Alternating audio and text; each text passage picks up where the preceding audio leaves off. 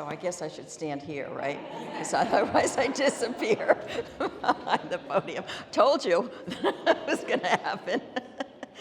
Good evening, and thank you so much for coming to another one of our Kislak in-depth programs, something we do because the collection at the Kislak Center and the Freedom Tower is presently closed for renovation, sadly, for those of us, and I know many of you have seen that collection, and it is amazing.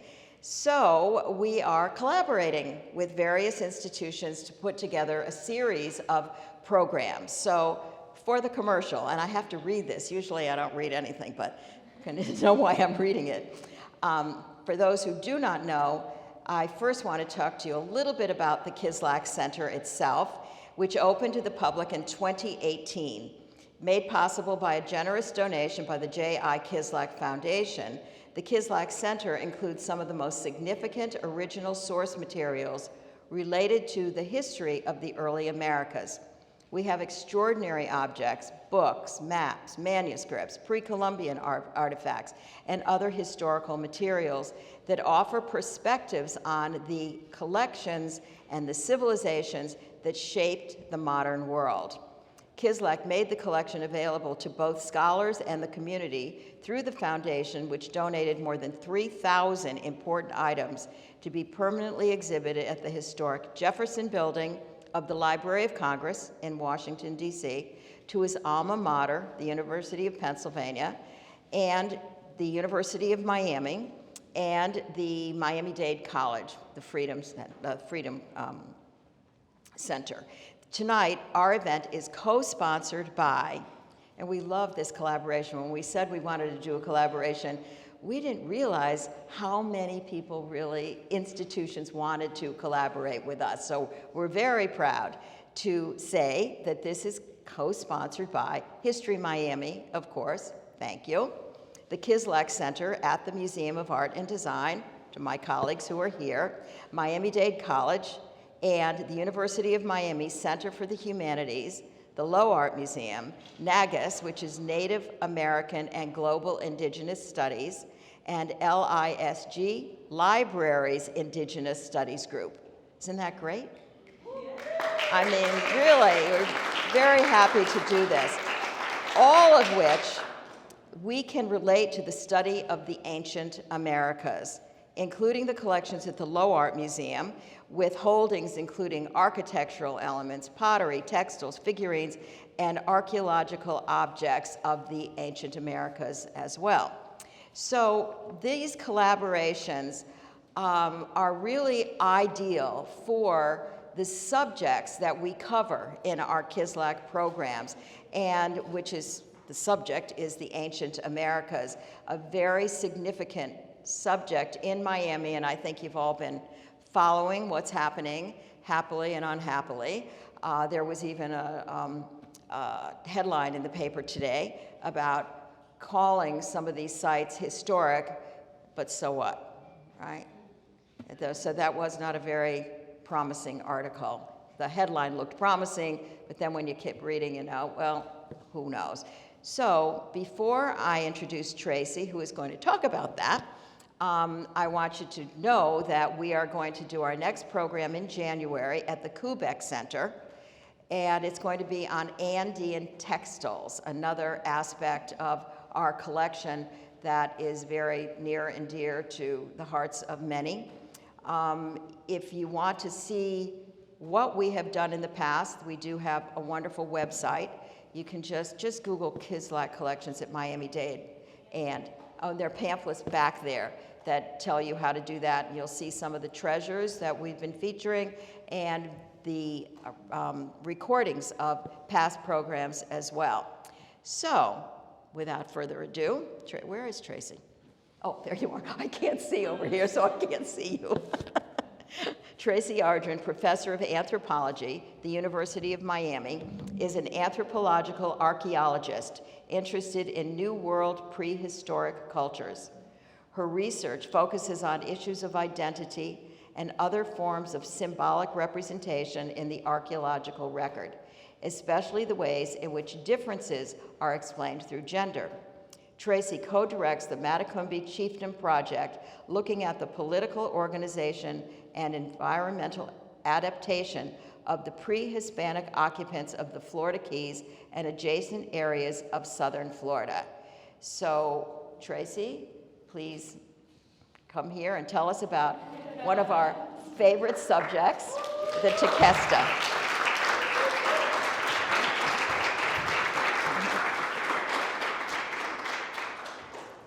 Thank you, everyone. I'm going to make sure I stay on time here.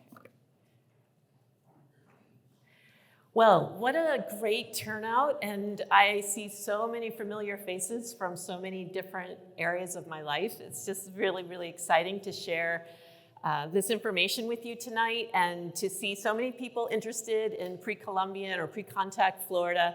Always we have a great turnout. Whenever Carol gives a talk, or whenever I give a talk, when Arthur, any of us in this room who've dedicated our lives to pre-contact studies of the Americas, we have so many people in this town who are interested and searching for information. So that was the impetus behind tonight's talk, was really to share. I've been digging into the Tequesta for years, reading, kind of obscure gray literature and writing to the state to ask for images. And I thought, this stuff is great. This story is really, really amazing, and I want to share it with more people. So thank you for being here. It makes it possible for me to share what I've learned. Okay, I got a pointer, I got a thing. So I want to make sure that we acknowledge that at this very moment, we are within ancient Tequesta. We are on the land of in the land of the Tequesta, on the edges of the Tequesta capital. So we acknowledge that. We acknowledge the disturbance that we've done to the ancestors by building the major city of Miami in this location. And we hope that at least we are showing some form of respect by sharing information about them and how amazing they were. If you didn't catch Richard Blanco, our dreamy county poet, he was posting this week about the site and the importance of preserving it. And so he mentioned something in his post that I often forget to mention, which is many Tequesta people, a few hundred Tequesta people, sought refuge in Cuba in the 1700s. And it's very interesting that, being here in Miami, this is an important point, really, to kind of, I circled back and said, let's put that in the talk, because many of you, I'm going to go out on a limb here and say probably some of you have Cuban heritage, and if you have Cuban heritage, you probably also have Indigenous heritage. And it's quite likely that people in this room are actually descended from the Tequesta as well.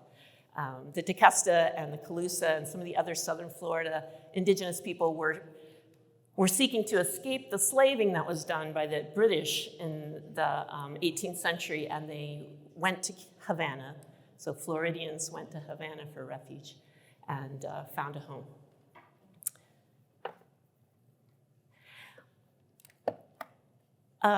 While this talk is going to be about what we often call an ancient culture, I use that word as much as anybody else, it is also very much about now and what is happening now and about Indigenous people now. And I know most of you will recognize Betty. Betty Osceola is an activist, a member of the Miccosukee tribe of Florida, and a very powerful advocate for Indigenous rights, environmental rights, a protector of the Everglades, and she has been the spiritual leader of our efforts to try and save the site downtown. I also want to say that I'm not an Indigenous person, and that I acknowledge that my perspective will not be what an Indigenous person would offer on this site. My position is as a white person with Central European heritage who's had all the advantages that brings of access to education and information. And my hope with this talk is that I am using that privilege a little bit to bring information out to the general public and hopefully to a broader audience. And I look forward to hearing what Indigenous people say about this information as it comes out and becomes more publicly available.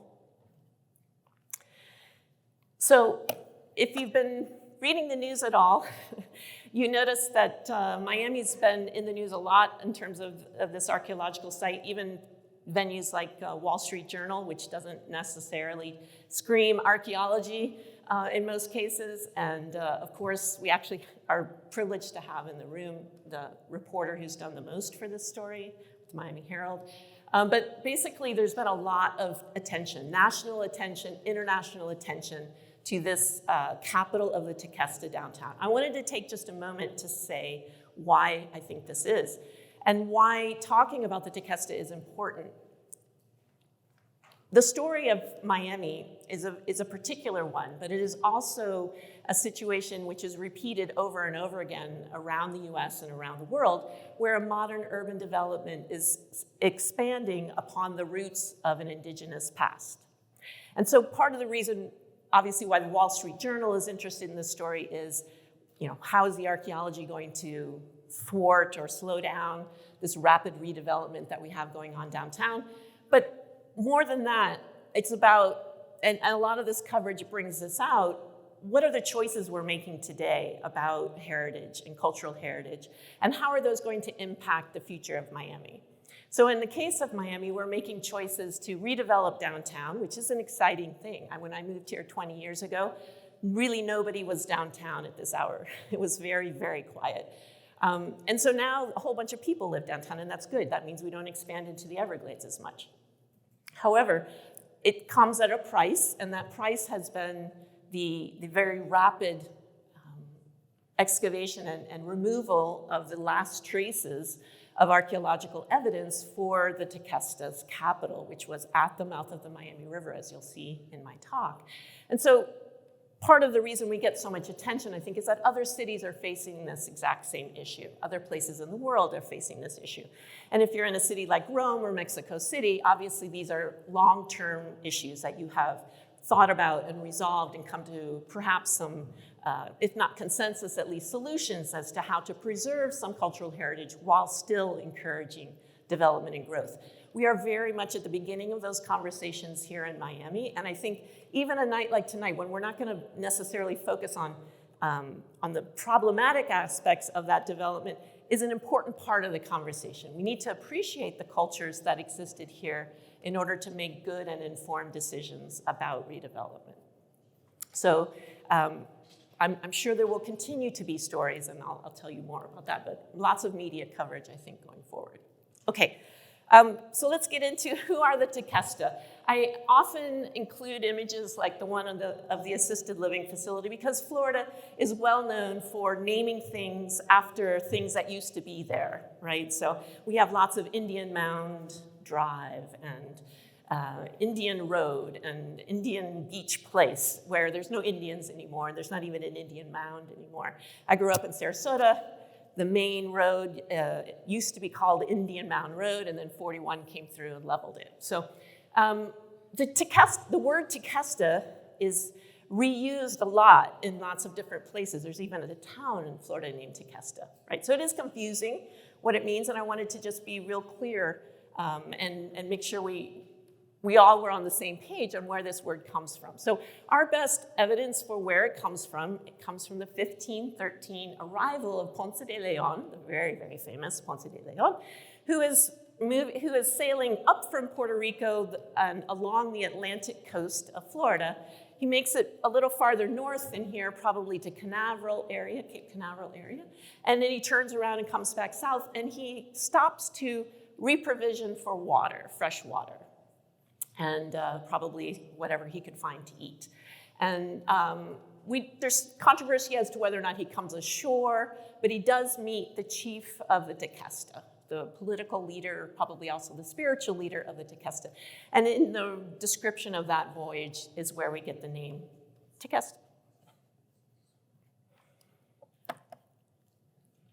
So this image on the left is a very helpful reminder that this name comes from Spanish sources. This is a name that the Spanish, who are notorious for mangling indigenous words, recorded, and so we don't know really what the people called themselves. They probably, perhaps, used something similar to Tequesta.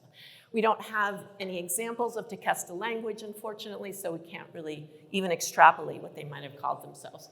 But here's some basic facts. The image I wanted to make sure and tell you. So those are the names that we have from Spanish colonial sources. We talk about the Calusa, we talk about the Tequesta, and we talk about the Matecumbe, who are in the Keys, as being the political units, cultural and political units that existed in South Florida, let's say during the 16th century. Okay, so some basic facts. We're going to talk about all of these a little bit more in detail, but the Tequesta were expert hunter-fisher-gatherers. This is a term we use now to encompass the fact that these are coastal people. They're living off the resources of the sea and not practicing agriculture. For this, they are truly famous in archaeology and anthropology. This may not seem like a significant point to you, but most models of social complexity rely upon the idea that agriculture is necessary. You have to have an agricultural surplus. You have to have a lot of food in order for some people to sit around and just talk about politics all day. And the way to do that is to grow corn or wheat or something that provides tons of calories, right? And that you can store. And so when the Calusa and the Tequesta were first studied, it was thought, oh, they must have had corn. They grew in the interior of the state. However, that's now been completely resolved, and we know that they relied purely on marine resources. So wild foods and marine resources. So wild food diet.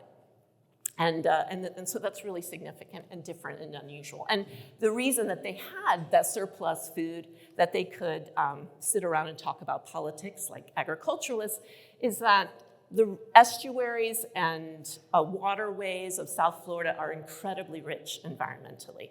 So, if you live on the Gulf Coast, you can just walk straight into the Gulf of Mexico and harvest as many oysters as you can possibly eat in a day. Children can harvest those oysters. Elderly people can harvest those oysters. Shellfish are easily accessible.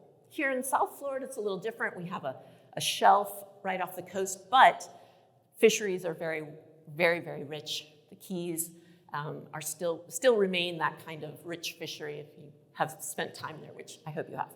So they thrived on this wild food. They had plenty of food.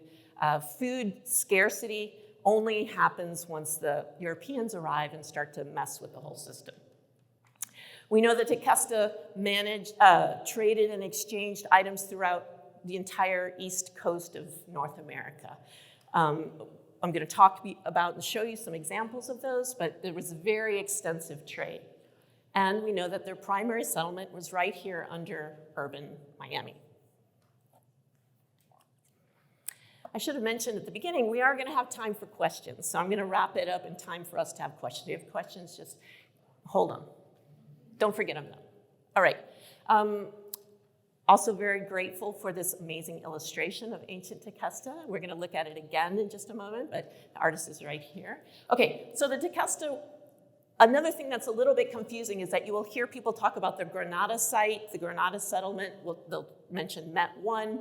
They'll talk about, now they say 444. These are all elements of the Tequesta settlement. The Tequesta are a name for a people, also a name for this particular site right here in downtown. So we know that it spanned both sides of the Miami River, perhaps for as far as a kilometer inland. We don't really know the edges of the settlement. That's really something that we're guessing at. That's based on what archaeology has been done in town, but it was a very sizable place. We know that there was a very large council house. This is my interpretation of the Miami Circle. Probably one of the best known features of the ancient Tequesta. It fits exactly within the tradition of other indigenous people of the Southeast. So most places, if you're in North Florida, if you're in Georgia, if you're in anywhere in the Southeast at this time period, there's a giant council house. If you've been to Tallahassee, you may have seen the one at Mission San Luis, which has been reconstructed. I really recommend going there. It's truly impressive. This was a ceremonial and political space, a gathering spot for people from the entire tribe, a place where the elites lived and performed the rituals which kept the universe going, and where they received visitors for diplomatic visits. So it was a multifunctional space, but it embodied sort of the center and power of the settlement. That's what the circle is, in my opinion. We also know that there was a very large burial mound. There were multiple burial mounds in downtown Miami. We're about to hear more about those in the next coming years, I think, as redevelopment continues. But there was one particularly large burial mound, which was on the North Shore, and it was leveled. And then we know that there were many other interesting features. So this image on the lower left is from Met 1. If you've been around since the 2015, you may have seen that picture. These are the circles that have been marked in white that were found on the North Shore underneath what is sometimes called Granada. And they're connected by walkways. So these are the foundations of buildings. We think that they were raised up off of the ground surface to help with natural water flows and sheeting, so people didn't have flooding. And people moved between them on these raised walkways, right? And so we see evidence of the walkways, we see evidence of docks along the shore of the river and of Biscayne Bay. We have evidence for food processing areas, all the components of daily life.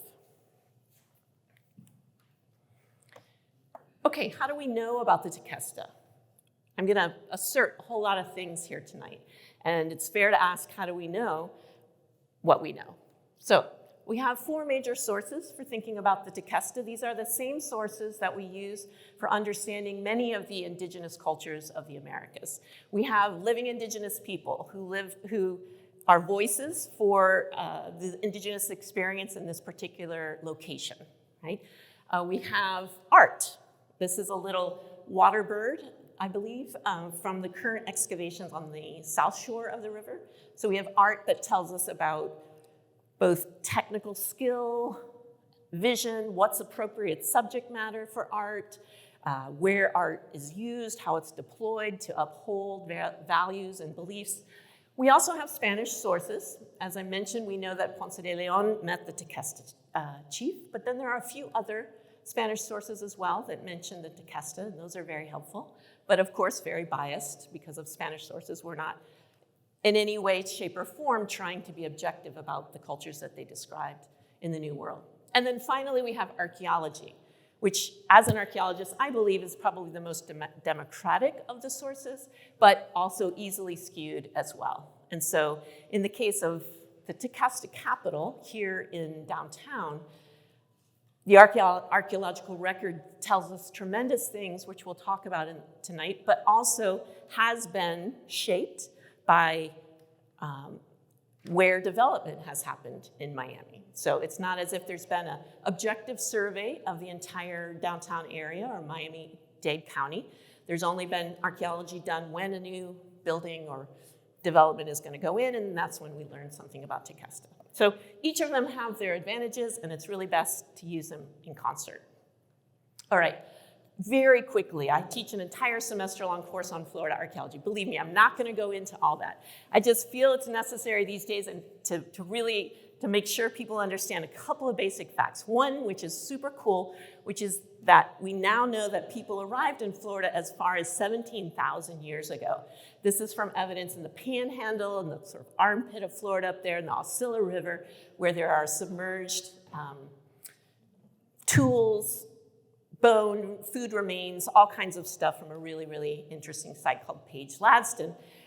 It fits, though, a lot of other evidence in the state. This is some of the oldest material in North America, and it's usually preserved in an extraordinary manner by being submerged in water. And the reason that things are submerged in water is that our coastline changed very dramatically around 10,000 years ago. So when people first migrate down into the peninsula, it's twice as big as it is today, twice as wide. And so they may have traveled the coast, and we will probably never find those West Coast sites because they're under hundreds and hundreds of feet of water. But I guess that's mostly to say that a whole bunch of sites are submerged, and the state was a very different kind of place. South Florida hadn't even emerged from the water, really, at this point in time. It happens more around like 5,000 years ago. Again, fast forwarding, we're just doing the highlights of Florida archaeology. We do have some very early evidence for complex cultures in South Florida. This is a schematic, right? Obviously, like an animator got busy with some archaeological information and created this schematic of a really cool site called Big Mound City, which is in Palm Beach County. At this point in time, people are building these monuments, these walkways, these small mounds, these ramps with shell and other kinds of material, but primarily with shell, and mounding them and then surfacing them and reusing them and rebuilding them. And we don't understand a whole lot about these sites around Lake Okeechobee. They're all clustered around Lake Okeechobee. Super interesting sites because they're massive. These are people who are, again, non-agriculturalists. They're living off of wild foods. And they're mounding and creating these different designs. Each one is different than the next, that are really complex and require some basic things, right? You gotta have a lot of people willing to work together to build one of these kind of sites. You gotta have somebody who has an idea and who's willing to be in charge and direct, or maybe a small team of people who are directing it. You gotta have the whole idea that's a good idea to spend your time doing this. You could be just sitting around, bird watching or something. But if you're gonna build something like this, it's a big project. So this is an indication to us of the kind of complexity that starts to lay the groundwork for the Tequesta. Where you have somebody in charge, a whole bunch of people who think the person in charge has probably got some good ideas. You've got resources, you've got free time, right? You've got enough to eat that you can sit around and think about building something like this. And then you can actually do it, right? Maybe it took 1,000 years to build it, but we know it didn't actually. It was a whole lot of people doing it in a relatively quick period of time, in a generation. Okay, and so what else? The other thing that we know about Florida, I just wanted to share some of these really cool artifacts with you. This very elaborate fishing technology in South Florida archaeology. And this is an example. A lot of these are from the Florida Museum of Natural History and I think originated over on the west coast of Florida, but they're all the kinds of things that we find here on this coast as well. So anchors made out of coral rock, all kinds of fish hooks. I didn't really throw in all of the different bone fish hooks that are popular at this time. Nets, we find actual fragments of net in submerged contexts in Florida. That's one of the rare things because these are organic, right? Made out of plant fibers. But we know that with the nets comes netted fish, right? And those are easy. Again, almost anybody can net fish. If you're in the Gulf of Mexico, even at the beginning of the 20th century, you could just walk into the Gulf and mullet would jump into your boat. So you don't have to be a super skilled cast net. And believe me, I've tried cast netting. It's not easy, but it isn't that complicated either because my brother can do it. Netted fish probably provided the biggest source of protein. When we've done excavations in the Keys, we look and see that the little tiny fish bones that show up in the screen are massive. They're just massive quantities of those. So you could net a whole bunch of fish, throw it in a pot, make a stew, high protein, feeds lots of people. So we have great technology from archaeology that shows us that fishing was sophisticated, it was sustainable, it was generating enough food for lots and lots of people. Also from archaeology, we know that all of these marine species and many others were important in the diet of the Tequesta. They're also important in other ways in Tequesta life. As was mentioned, the dolphin skull that's on exhibit here was offered in the middle of the Miami Circle, so it's clearly a ceremonial offering, political importance, but all the major large species were harvested, and this is gonna, if you're thinking fish, if you're a fish person, you know you don't catch this right off shore. You need to be out in deeper water, so that's gonna anticipate one of my other slides coming up. And then from downtown, from the Granada excavations in the 1970s, we found lots and lots of fruit nuts, right? The pits from fruits. All these native fruits that would have been available in the pine flatlands around Tequesta. And while we today might not like eating sea grapes, I've tried them. Actually, cocoa plums are not bad. Hog plums are not bad. If you're in a marine protein diet with wild food based, any sugar is appreciated, right? And also these fruits, interestingly, provided some really important phytochemicals that you wouldn't have gotten if you were eating primarily marine proteins. So fruits are an important part of the diet, and I've done some research on how fruits probably drew people out of the downtown river area into other environments, like the sea grapes. You have to go out to a barrier island to get sea grapes, right? All right, so these were water-born people. Their whole lives were spent traversing waterways and in dugout canoes. Very similar to the canoes that you will see today if you go to the Miccosukee Museum out in the Everglades, and a slightly different than the canoes you see in Seminole photographs, but still comparable.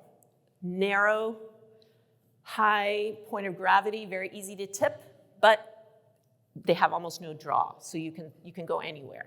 You can go into very shallow mangrove areas, estuaries, along the coast. Not great for deep water, open water travel, so we don't really think that people use these canoes to go too far afield, although the whole question of travel between South Florida and Cuba is an open one that I'm always encouraging my students to think about. One of the most important pieces of indigenous engineering that I need to talk to you about is that the Calusa and the Tequesta, the Calusa are a similar group of people who lived on the West Coast, built a series of interconnected canals so that they could travel across the entire peninsula. So this is 1,000 years, 2,000 years before Tamiami Trail, same exact idea. Using the Caloosahatchee, and then connecting to Lake O, and then what's not on this map is using the Miami River to come down.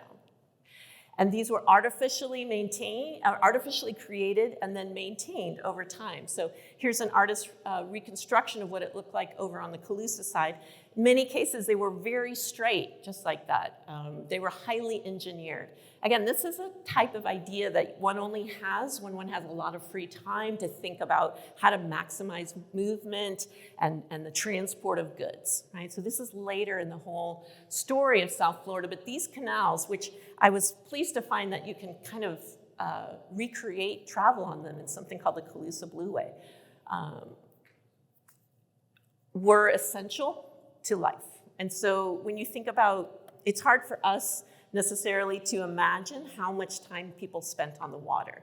I've thought about this a lot working in the Keys because we have, at the archaeological sites that are contemporary with Tequesta in the Keys, we have all the same trade items that they had here. So people were moving back and forth across Florida Bay and between the islands, and then up into the Everglades through the Shark Valley, et cetera, constantly, all the time. Much more frequently than we would even imagine, I think. All right, and then finally, I wanted to just show you the density of sites, right? So this is a student I've been working with who created maps.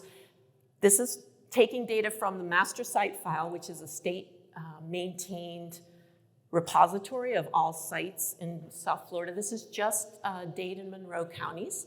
And these are sites that date to the time period we're talking about, Glades 2 and 3, which you don't need to know those terms, but basically here's the dates if you're interested. It's a lot of sites. It's a lot of people. The only places that aren't covered in sites are deep in the Everglades, and there probably are sites there that we just have never found.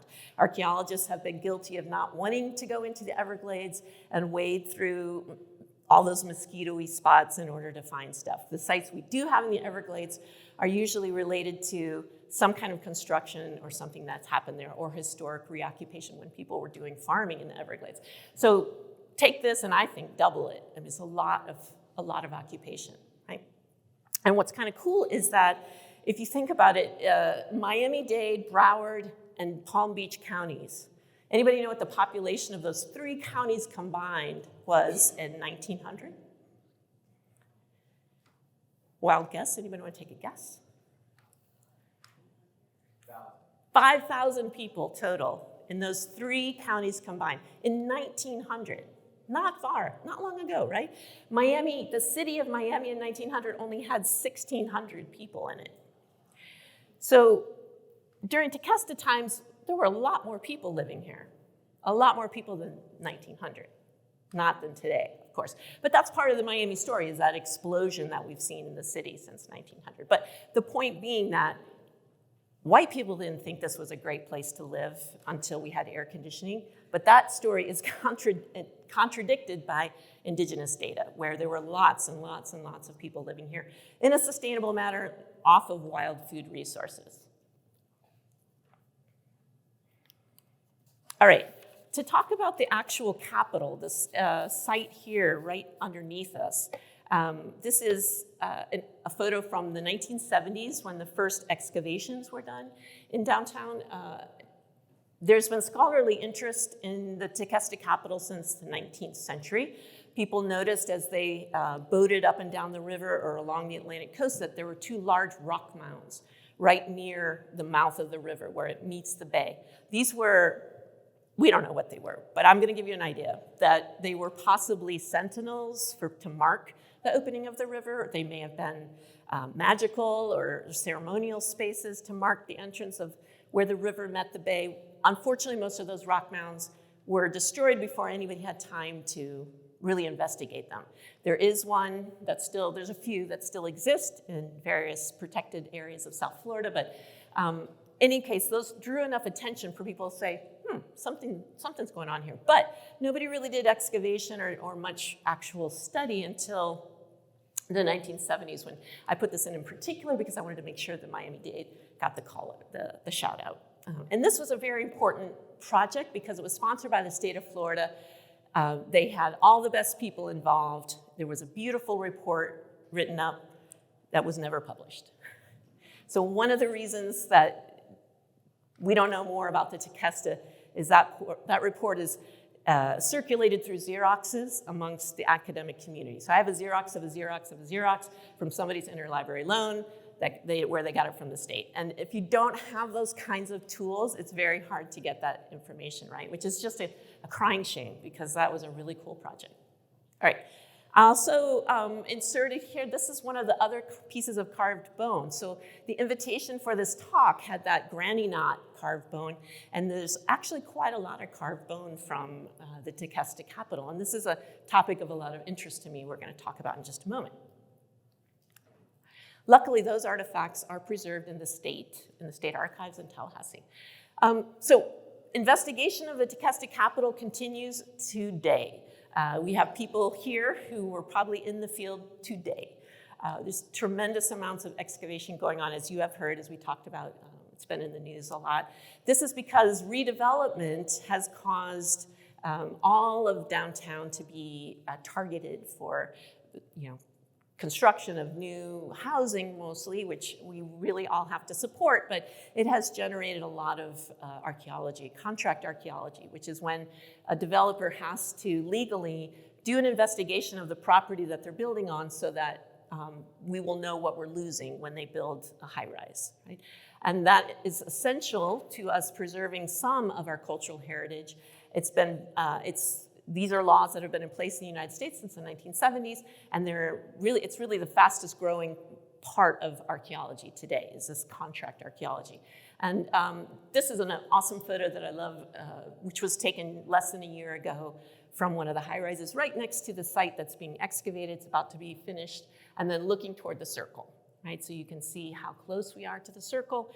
The one building right next to the tennis court is the next one that will come down and will probably be even more amazing in terms of the archaeology just because it's even closer to the circle. But that's, again, just a guess. We don't know for sure, but it will be a very, very important archaeological dig.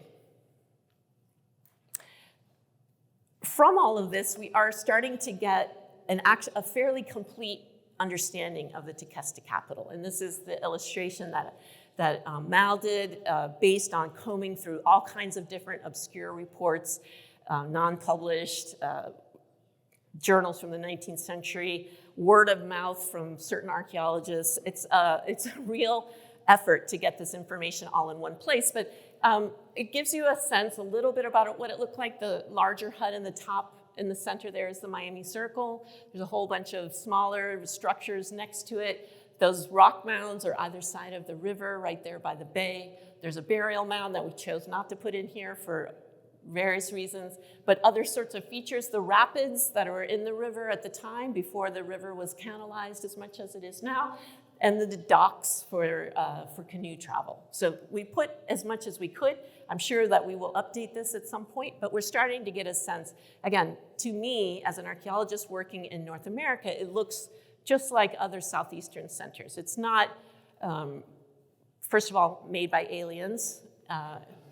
It's not made by Maya, ancient Maya people, and it is very much within the indigenous tradition of Florida and then the greater Southeast.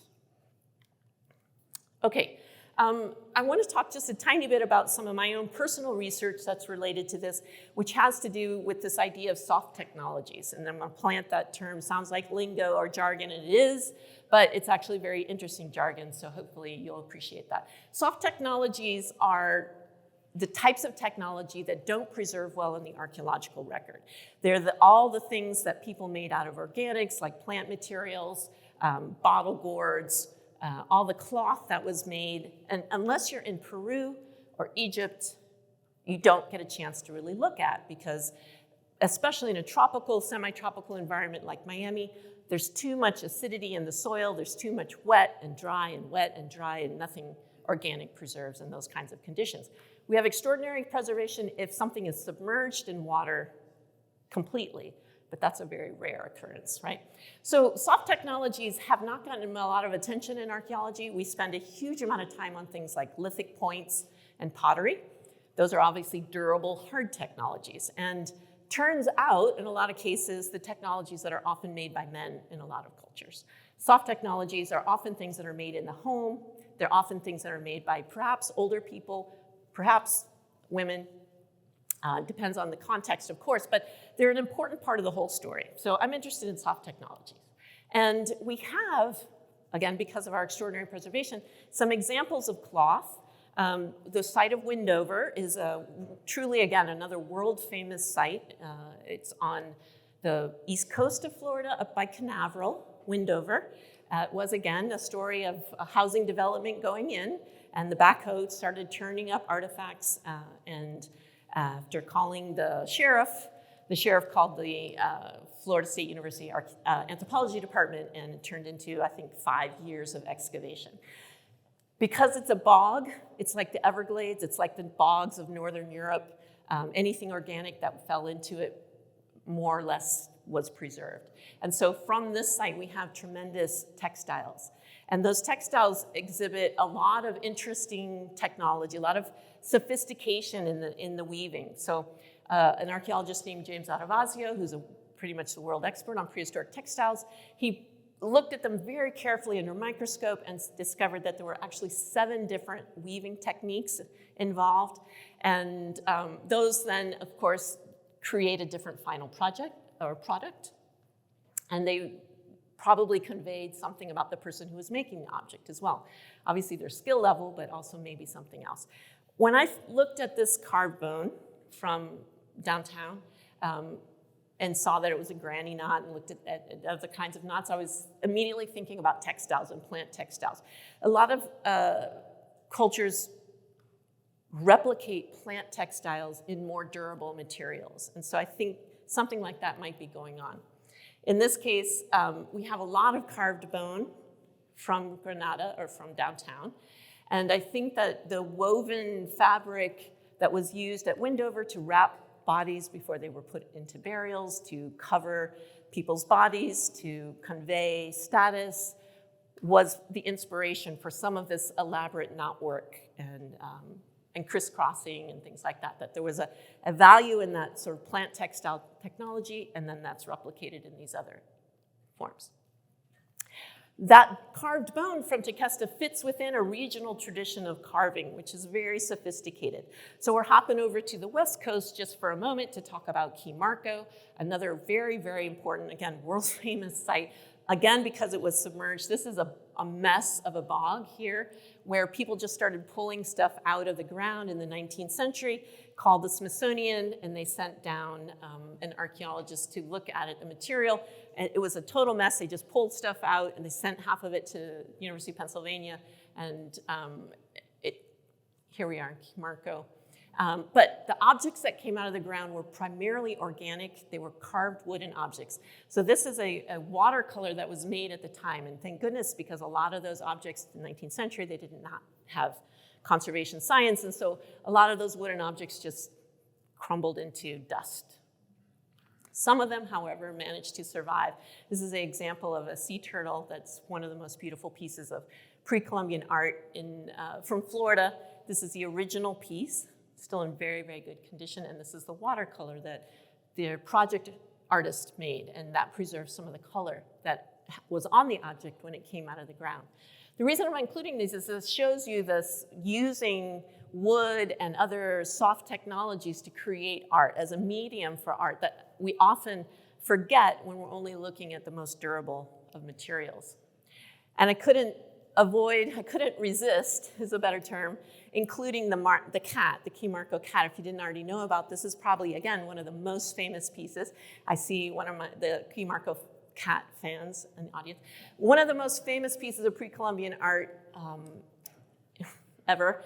It's a beautiful, perfectly preserved object carved in wood. We don't know exactly what kind of wood. We know it's a hardwood. It's been at the Smithsonian forever and ever and ever, and it's currently in the Marco Island Historical Museum. Is that the right name? I think so. Until at least 2026, on loan from the Smithsonian. So please do go see it if you're excited about this art, because it's moving to see it in person. So point being that the small little bone pins that we have from downtown are part of this tradition of carving and using sort of a plastic arts to convey information. What that information is still to be figured out. It hasn't really been, not too many people have thought about it carefully, but it's something that I think is worth thinking about more. These are mostly examples from the 1970s, and then this is just, the tool that would have been used, a shark's tooth. It makes a very effective wood carving tool. All right. I'm hopeful that we will continue to find more carved bone as we excavate downtown. These are all from the current excavations, and you can see that we have extraordinary organic preservation. These are objects that were found beneath the original shoreline, where the river has been extended a bit. This is a pestle used for grinding. This is perhaps something like that, like a base, but it's also called a fire starter. These are actual pieces of twine and wood.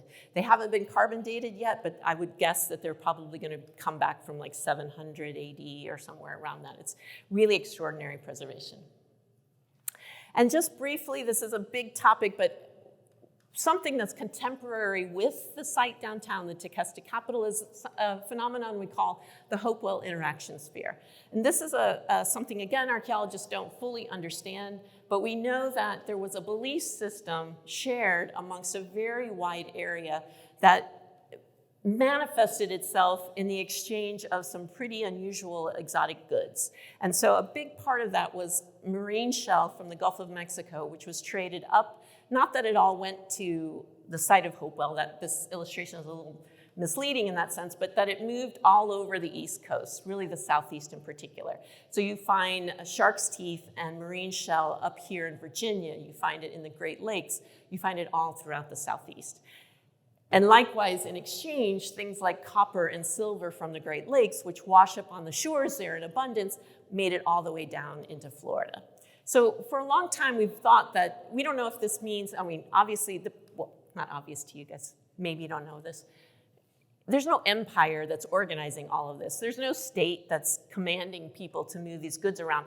People are doing this on a relatively voluntary basis. They understand that there's something valuable in these materials, and there's something useful to being in exchange, to being in connection with people who have the other ones. And so they're trading them, probably down the line. Like one guy's just carrying all his shell up to Etowah, and then he's handing a whole bunch of it off to somebody else and getting something cool in exchange, like galena, the shiny mineral, and he's walking his way back down to Florida. But it's a meaningful pattern nonetheless, right? There doesn't have to be a state or an empire or anything controlling all of this. It shows a shared belief system, a participation in something bigger than any one community. And what's super exciting is that the materials that have come out of the current excavations downtown are approaching 100% participation in the hope-will interaction sphere. A lot of these same kinds of things are moving into the capital downtown. And for a long time, we thought Hopewell didn't go any farther than Lake O. It wasn't something that the South Florida people participated in, and now we're starting to change all of those ideas. So this is just really to underscore the fact that the people who are living here, while they lived in a particularly unusual environment in terms of, in comparison to other people in the Southeast, were in contact and sharing ideas and believing in similar kinds of things to people throughout that whole region. This is the archaeologically known area of ancient Tequesta. This is a map that only represents, again, where there has been archaeological investigation. If we were able to dig right here, I'm sure we would find something that would expand the boundaries of this site. But this gives you an idea kind of how much we already know about where Tequesta was and how much more we will find out. So as redevelopment happens down Brickell, which is what's going to happen, right? All these condos that were built in the 50s or 70s that are only 2 or 3 stories are going to turn into mega high-rises again over the next few years. We're going to hear a lot more about Tequesta archaeology. And I hope that we will think carefully about what we want to do with that, whether we're going to excavate them 100%, as is currently the model, and just hope for the best with finding more information or storing and curating all those artifacts, and somebody will study them someday kind of an approach, or whether we will set aside parts and save them for future excavations when people have better technology, better skills, better questions about the past. If you'd like to learn more about the Tequesta, I recommend all of these sources. And I'm, of course, happy to answer questions in just a moment here, but you have to see the exhibit in History Miami. Digging Miami is written by Robert Carr, who's done the most excavation of any human in South Florida. It's an amazing book. You have to visit the Atatiki if you haven't been there. It's a beautiful world-class museum. And then Trail of Florida's Indian Heritage has a very useful web presence. It's a resource that guides you to sites which are open to the public throughout the entire state of Florida. It helps you understand Florida's indigenous heritage. So with that, I'm going to say thank you very much for your attention, and I'm happy to continue the conversation.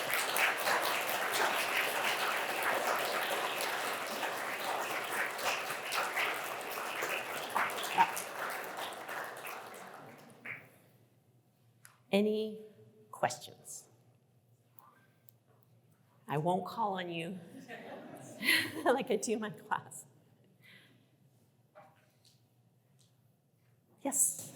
So you were talking about hard and soft technologies, and I was wondering, what does the archaeological record, and specifically soft technologies and hard technologies, say about warfare? Was there any kind of evidence of warfare happening down here in South Florida? Sure. Yeah. So, as archaeological signatures of warfare are things like weapons, things like defensive moats or barricades, or situating a settlement on an island or on the top of a hill so you can see everybody who's coming at you. For South Florida, we don't have a ton of that. We have, your normal spear points, arrow points, things that would have been used primarily for hunting, but could have been used against humans who were bothering you. And we do know from the Spanish accounts that people bothered each other a lot, that there were some very serious, long-standing resentments between the Calusa and the Tocobaga of Tampa Bay. And the Calusa at one point get really mad at the Spanish because the Spanish don't kill all the Tocobaga when they go up to visit the Tocobaga. They're like, you had the perfect opportunity to kill all the Tocobaga and you didn't. We don't want to have anything to do with you anymore. So yeah, there was obviously conflict, but there were no standing militaries. We're not talking about the kind of state-level apparatus that would have been able to support a military, like professional warriors who would need to be fed and trained and housed because they weren't growing their own food or harvesting their own food. We don't see that. So we see people who were probably part-time warriors and mostly hunters. Yeah, and that is something to look at through hard technology because spear points, anything made out of stone, preserves well. I guess, I don't know if anybody else has questions, but can I ask another? You could.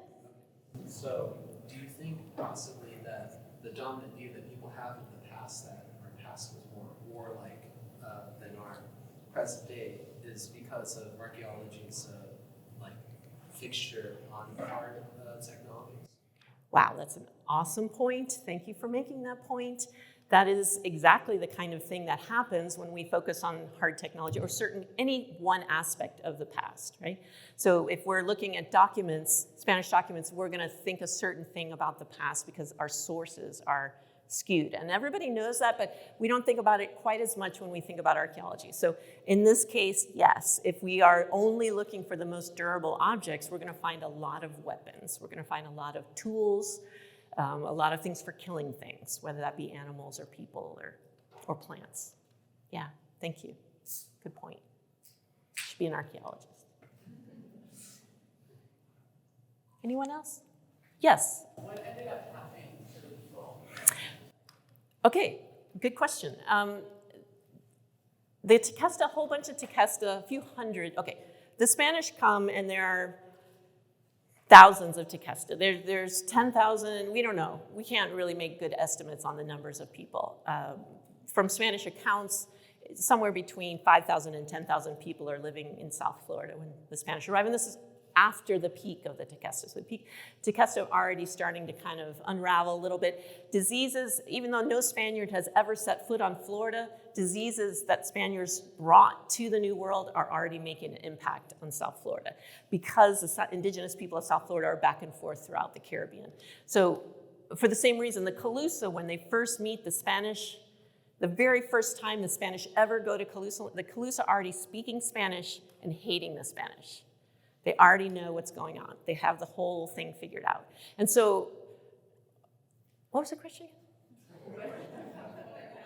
What happened? What happened? Okay, so it's the same sad story in terms of disease impact. And many, many people became sick. The Spanish captured people and took them as slaves. So settlements became impoverished in terms of not having their most knowledgeable people, not having as many people. Even in places in North Florida where there was a more peaceable relationship with the Spaniards when they arrived, populations declined. And so from 1513 until 1760s, the Tequesta, along with their cousins, the Calusa, resisted Spanish colonization. The Spaniards tried twice to establish missions right here in downtown Miami, and both times they failed miserably. One time it only lasted for a few months before the priest begged to be returned to Havana because he was in so much danger, and the other time it lasted for a year before the same thing happened. So nobody here wanted to practice agriculture, which is what the Spaniards wanted the indigenous people to do. They were using the same model that they used in Hispaniola. Let's round up the indigenous people and make them farm for us so that we can take that food, and then that'll feed us while we go out and look for land to conquer or for gold to find. And nobody here in Florida was having it. They were like, no, we don't need to farm. We understand corn agriculture. It's practiced a few hundred miles up the road, but it's not us. And so they resisted Spanish colonization. However, they were decimated by disease, and then the final perfect storm blow was when the English show up in Florida, and the English pirates were given free rein to slave as much as they wanted under English law. And so they were constantly capturing indigenous people. And that's when some Tequesta and Calusa asked to go to Havana. They said, the Spanish are better than the English, we'll be safer in Havana. I believe, and this story has changed and evolving over the course of my career, this story has changed because you will often read that the Tequesta disappeared. I believe that like indigenous people everywhere in the New World, probably many Tequesta people fled into the interior of the state. They fled into remote and inaccessible areas where the Spanish didn't want to go and where the British weren't going to go. And so those people then lived in the Everglades and joined with the Seminole when the Seminole moved into Florida. And those are the stories the Seminole tell as well. Miccosukee and Seminole talk about having Calusa ancestors. So, Are things changing with like DNA studies? Are we able to like figure out if people do have ancestry or like what's their genes? Yes, the short answer is yes. There's a lot of resistance to doing DNA studies within Native American populations today in North America, and more openness to it in the Caribbean, but not as much access to it, right? So you have to have the money to do that kind of thing. So I encourage anybody who's Cuban heritage to do DNA, just because it's super important and interesting for us to understand Cuba being one of the most complicated crossroads of the world. But yeah, so we might eventually, we just don't have the data right now to pin down other, you'll do that test and it'll say Native American, but it won't tell you if you're Taino or Tequesta. Yeah. Do you have, is there like anything that would point to what social hierarchies look like? Well, the Spanish were very clear that they were talking to the chief, and they called the chief of the Calusa the king, and they called the chief of the Tequesta the king. I've questioned those terms just because the Spanish, these are guys who spent time in in central Mexico, among the Aztec Empire. And they are coming from a culture in Spain, which is extremely hierarchical and rigid. And so they're using those same concepts. They show up and they're like, take me to the most important person. Who's your king?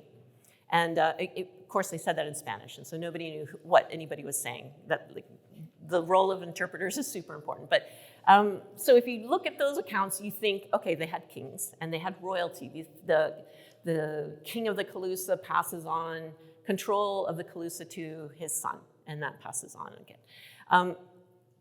The other way to look at it is through archaeology and say, do we see a lot of stratification? Do you see some people living a more privileged life? Like they had access to extreme resources that everybody else didn't have.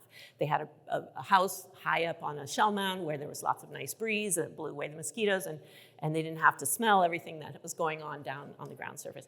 And we do have that in the Calusa world. We don't have as much of that in the Tequesta, although there's been this constant impact on the archaeological record here to know. Yeah. Anything to point to spiritual beliefs specifically and how that affected how they viewed the world and each other? Yeah. For the Calusa, we have a very unique source on that. And so somebody named Father Juan Rogel, he was the Franciscan minister who tried to establish a mission in Calusa land and was eventually run off.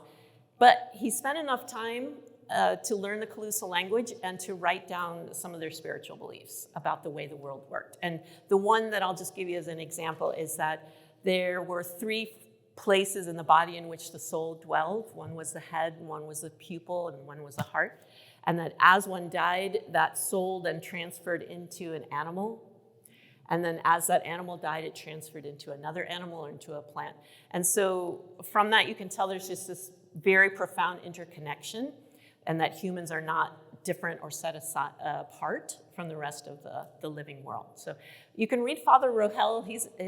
His accounts have been published in translation and in Spanish as well, if you're interested. Of course, he's got his own perspective, yeah. All right, I don't know how we're doing on time. Yeah, is there one more question? Yes? Yeah, I actually had 2. One was when you showed the map of the population densities across Salvador and Tequesta, what was like a peak population or estimates around the peak population? Was that around that time period? Yeah, let's say around 900 or so, I think is what most of us would agree is a peak, although we really need a lot more information to be able to say that. I don't know. I'm not going to give you a number. I'm sorry. I don't believe in population estimates in archaeology. The way we do them is that we look at all the houses and then we multiply that by 5.5. It's ridiculous. And we don't have all the houses, so we can't. It's really, really very, very, very sketchy. But just from the number of sites, and the fact that there was, the Spanish accounts describe there being, the landscape was full. There were people everywhere. People knew about other settlements and moved through the landscape a lot. I mean, so I don't know, but it was a lot. My other question pertained to the canal systems. From my understanding, the accounts that I've read about the Miami River was that it only ran about 30 miles west from the bay to the head springs. Is that incorrect? No, that's correct, but it is connected then through other waterways. Yeah. Yeah. So that was an engineering feat that took natural features and then augmented them through human design. All right, well, thank you so very, oh wait, one more, okay, yes. I'm curious about, regarding disease, was there any knowledge of disease amongst the Tequestas, or was it mainly brought over from? Oh no, absolutely. There was a very, I'm sure, a sophisticated apothecary of herbs. We know this because of Windover. So that site that I told you about by Cape Canaveral, where there was everything was submerged, there were many individuals found there, and they were so well preserved that their stomach contents were even preserved. And there were a couple of individuals who have stomachs full of elderberries, for example, and other kinds of herbs that are known to have medicinal characteristics. So Seminole people have a very complex and sophisticated herbal apothecary also, which they keep private to themselves, but we know that it exists, and so it's very likely that there was a lot of medical sort of treatments for various ailments. The other thing that's interesting about Windover is there were a lot of people there who had injuries, but who were continuing to be supported by their community. Okay, so the diseases that were brought over, they were just not prepared maybe to treat those as well? Immune systems were just not prepared for, even things like the common cold made a big impact on Indigenous people because there had been so very, very long between the two populations that the diseases really hit people hard. Okay, thank you so much for your attention and for this opportunity.